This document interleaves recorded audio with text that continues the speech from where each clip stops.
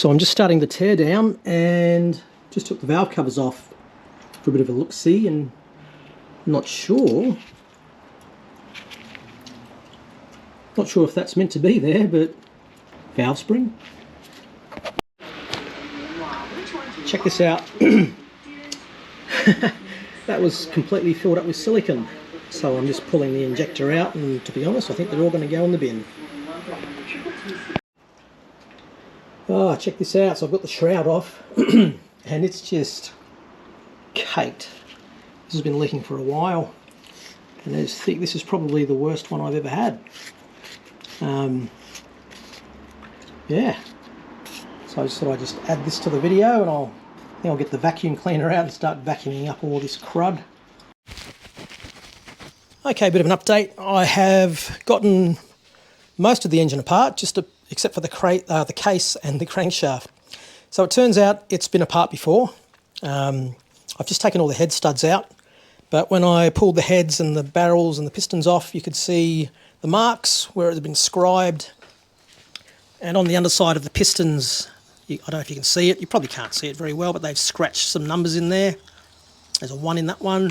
They've used Roman numerals. Not sure how far they went. I do not believe that the rods have been off, so I think it's had a top-end rebuild.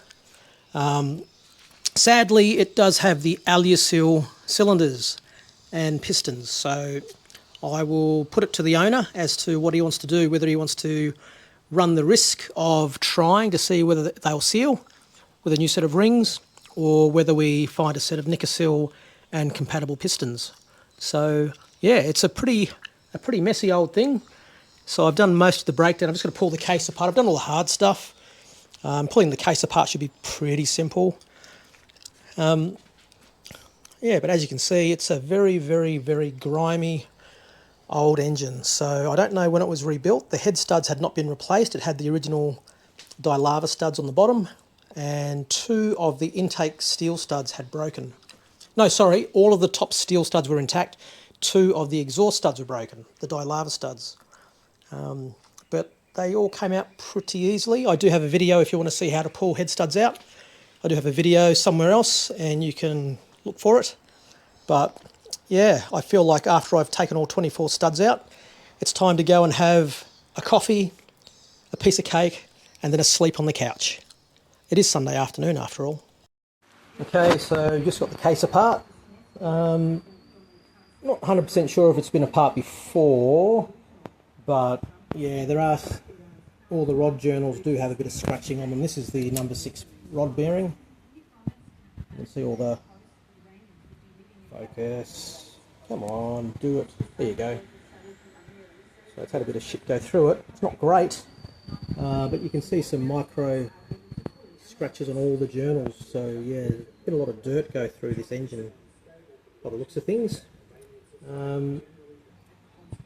Grime built up on just the lock nuts for the oil pump.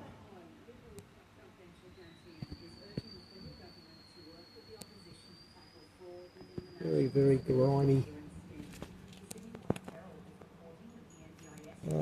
Intermediate shaft feels, unless it's locked up, but I don't think it is, it doesn't feel too bad. Hopefully we don't have to replace the intermediate shaft gear, this aluminium gear. But yeah, looking.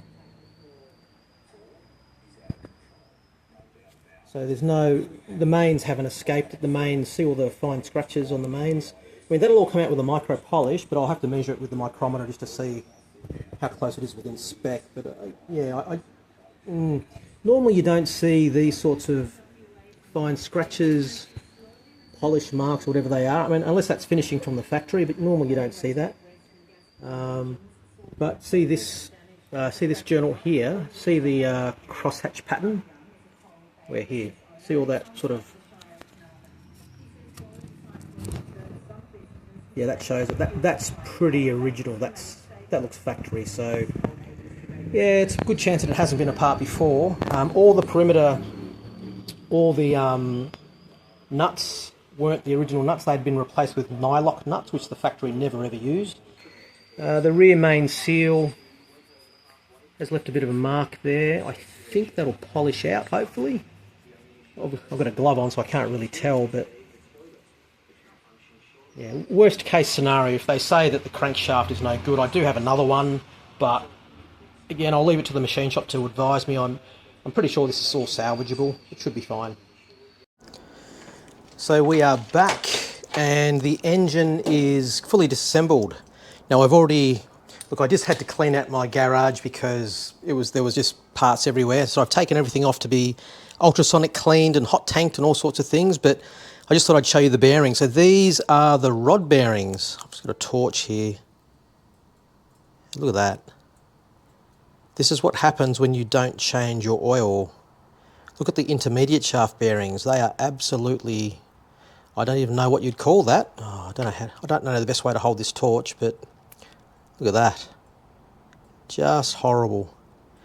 And if you look at the mains, you can see quite a lot of embedded material.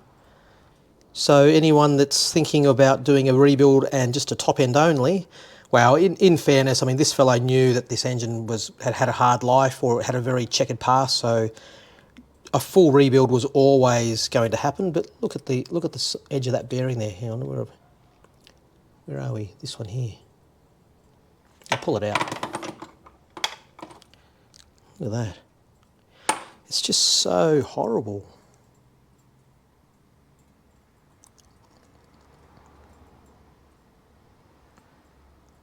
Now the problem with this is replacing bearings is easy. Crankshaft is a slightly different story. Now this is probably the only time where I've had a crankshaft where every journal has little micro scratches in it. I'm not sure how well that's showing up in the video, probably not well at all. I'm not really set up for nighttime. I mean, I can feel very, very fine. It catches my fingernail. So I don't know whether a micro polish is going to be enough. I'll take it to the machine shop hopefully tomorrow and ask their opinion. But yeah, she's a dirty old thing, sadly. So anyway, we'll see what we can do. So I've just got the cases back from the ultrasonic cleaners to do all the heavy lifting. And it's come out pretty clean. I'm really only caring about the inside, not so much the outside, but see a lot of build up in that little oil relief groove there. Lots of build up down here. All pretty crusty. So I'm not sure if that's like old extra sealant or if that's, yeah, it could be sealant. I don't believe the case has been apart before. And as you can see, there's a good amount of residual Loctite 574 on the outside perimeter. Okay, so you can see all that. But there's nothing on the main bearing webs. So I don't believe that Porsche actually did put sealant here when they built these engines at the factory. I know people say to do it, but if you do, there's a good chance you may increase your bearing clearances. So you've got to be a little bit mindful of that. So all of this build up in here would have been affecting how well the oil from this through bolt was draining back into the case. Alright, so I'm just going to blow through the piston squirters, make sure they're all good, and yeah, start cleaning and sizing the case.